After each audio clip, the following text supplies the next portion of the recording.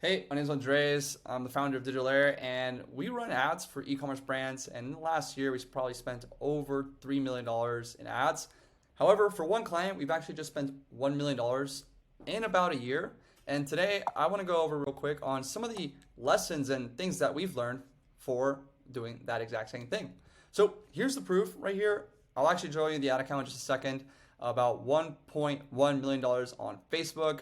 In total, we've done around 1.4 million when you add some of the other platforms. As you can see here, around 3,900,000 in total brand-wide sales, which is about 2.76 return on ad spend brand-wide, and around 30% margins, which is pretty standard in the industry to be at around 30%.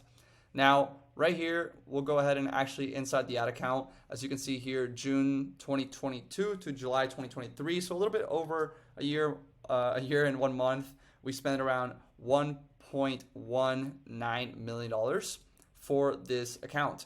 Now, I want to go ahead and share with you the situation they were at before they came with us and kind of some of the learnings that you guys can take away to implement for your brands as well. So there we're selling a product that was around $200 average order value, which is great. It was a unique product. However, the conversion rates were a little bit below 1%. And they were running meta ads traffic to their homepage and product page, which is not ideal, which I'll explain in just a second. And targeted for traffic campaigns, not specifically purchase conversion. They had other campaigns with purchase, but it wasn't the priority. And they were doing about $60,000 to $90,000 per month at around 1.9 ROAS, not just on Facebook or Google, brand wide, which they weren't in the most ideal situation. So the first steps we actually came in and did was first implemented a funnel strategy for them to improve their conversion rates and a better customer experience. Now, this is what we call a dynamic funnel. Now, why a dynamic funnel? Well, because you can essentially plug and play some different demographics and different angles of your marketing into this funnel and still have it converting highly. Now, you can actually go ahead and implement different steps of the funnel inside of your pre-sale pages and do the opposite as well. So the prospecting campaigns really relied on UGC, and I'll go over in just a second what that looked like with the pre-sale page. Now, the reason we have a pre-sale page is because it's more engaging, it educates your customer, and helps with converting cold traffic into customers. And as you can see here, you can go through some of the steps: retargeting, offer page, checkout, and throughout these offer page throughout the buying process, we have multiple steps in here to increase average order value.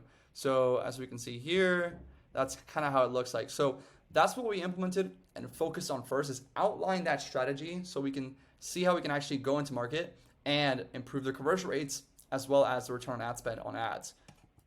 So what we implemented for them was a 2-step funnel that outperformed straight to checkout or straight to product page, which is what they had before.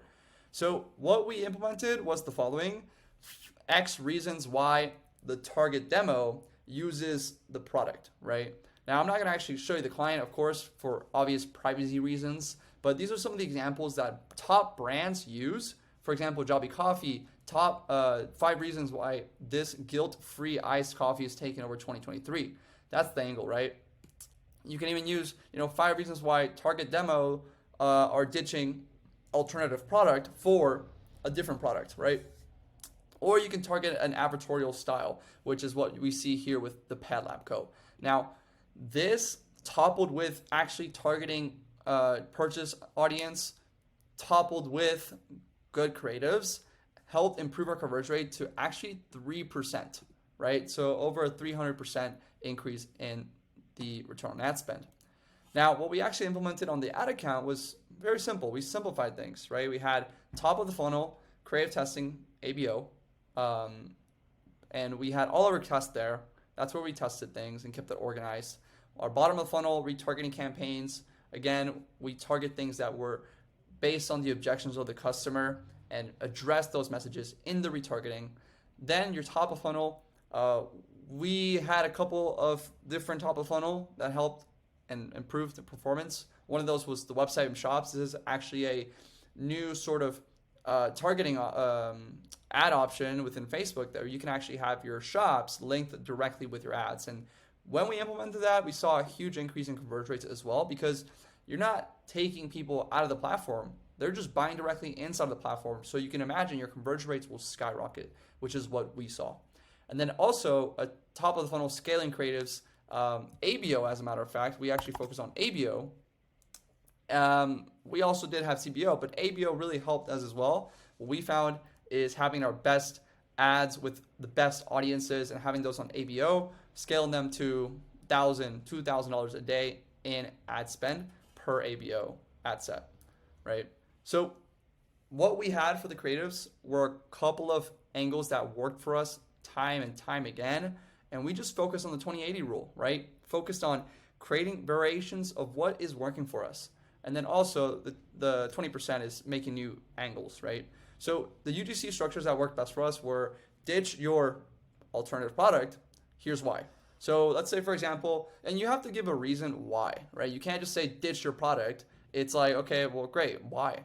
And we had to formulate a very logical reason why to ditch the alternative product and why our product is actually superior, especially since our product was in the higher price point. We were at $200. Our competitors, or our product competitors, alternative, were closer to the $20 to $40 range. So how are we going to compete with a product that's $20, $40 when we're at $200, right? You can imagine that people in the comment section were telling us, why would I pay $200 for this? And we had to really convey that message, right? And that's how you can sell a higher quality product in the market, is by really conveying a logical reason as to why this is actually a better product. And then another angle that worked for us is POV. You finally found the solution. So it's not the product. No, it's not the product, but it's like you finally, for example, if you're suffering from poor sleep, right? So you finally got the dream, what's it called? You finally got the good night's sleep you've always wanted, right? That would be the solution, the desired outcome.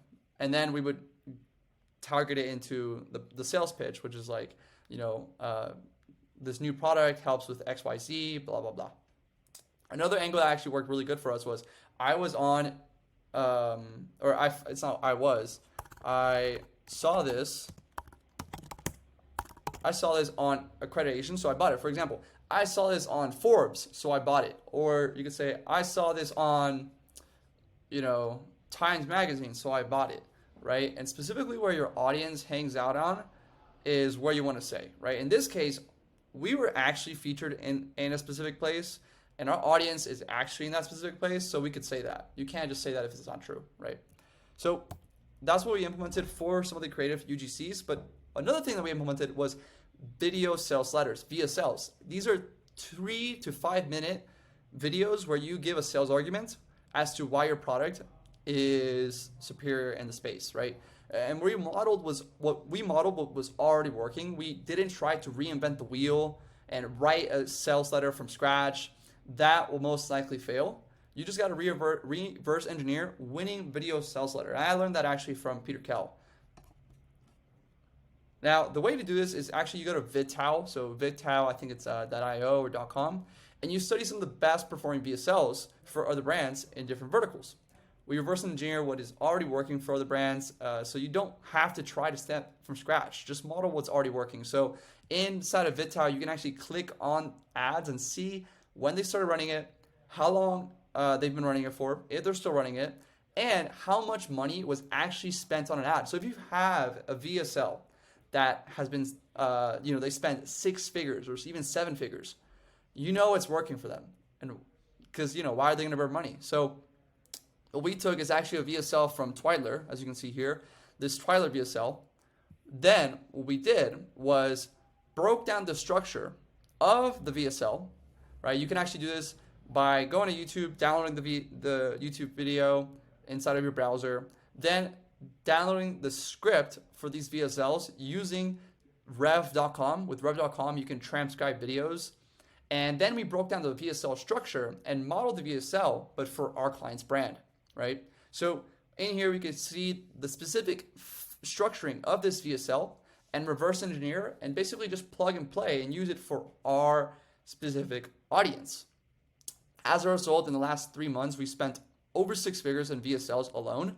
And it's what's actually helped us skyrocket some of our results in the last 3 months. At the same time, the VSLs that are winning, they run for months, right? So one of our winning VSLs, it's been running for about 2.5 months, and it really hasn't stopped. So in terms of being profitable and acquiring us new customers at the cost that we're looking for. Now, another thing we ran into is like, okay, great. We're scaling, we're acquiring customers. We have a great product, but low retention, right? How do we solve this? Not many people were coming back to buy because our product was not bad. It's because our product was so good. And the way the product was built, it was mainly to acquire one time, and they're not really going to need to buy another product again. We averaged about 2 to 4% returning customer rate. So how do we fix this?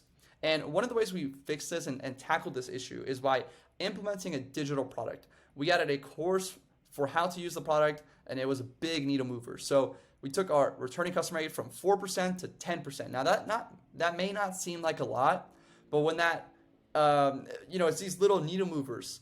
And also the fact that this product was 100% margin. It's a digital product, right? Our client invested money to get a video shoot, photo studio, video studio to create the product. So it did cost them a little money, but after the first month, we recovered that investment. And afterwards, we're making about $6,000 to $10,000 a month in pure profit from this digital product. And that's just pure profit for our client, right? Which can help fund anything, right? I mean, who doesn't want just pure profit, right? So what's next, right? We have the digital product that helped us get our our customer return rate from 4 to 10. Our goal is really to get it to 20, 25, 30. And one of the ways we see it is by implementing supplements. Adding premium supplements will be our next goal to get our customer retention to 20% plus. Now, we can easily promote this to our email list of 20,000. We can price it at $40 to $60 and have a subscription of $35 to $55, and then heavily push traffic to the subscription and promote it on retargeting, email, and SMS, as well as bundle our subscription with the digital product. Basically, hey, if you subscribe to our supplements, you'll also get our digital product for free, which again, our digital product is actually priced at around $97. The way we do this is it's either $8 a month or $97 for the year. And let me backtrack. It's not it's actually $8 a month, but you can only buy it on a yearly subscription. So you have to buy it at $97. So that's how we would market it, right? It's if you subscribe to our supplement, which is this is a health product, right? The main product is a health product. So if you subscribe to our supplement, we'll give you our digital product for free, which is going for $97, right? So that way, keep on pushing people into subscription of the supplement, where people will get more value out of it because it's just such a good offer, right? So that is basically the top takeaways. If you have a loyal fan base, you need to make a value-packed digital product and promote it on your cross-sells, upsells, and post-purchase flows. I suggest pricing it at $70 to $100 range, making it a subscription community, and charge yearly pricing only, right? So you can say, oh, it's $9 a month, but we're only taking a yearly subscription for this, right? That way you can capture that high average order value as soon as possible and the lifetime of that product as soon as possible. Also, leveraging VSLs, they last longer for scale, and you can easily just reverse engineer it, right? Like I said, go to VidTow, find some VSLs that are working for other brands and reverse engineer it. Also, working on the 80-20 principle. Once you have a winning creative, just work on making multiple iterations of these winning creatives, and it will move the needle a lot more than trying to reinvent the wheel every single week, right? And then also build a funnel that converts cold audience into customers, right? No longer does it really work for top brands to just run traffic to a product page. Really need content that is going to educate your customer and convert them from a cold into an actual warm, and then into an actual customer and come back and buying, right? So these are some of the top takeaways from us spending $1 million in 1 year for a client. Hope you found that valuable, and you can use it for your brand as well.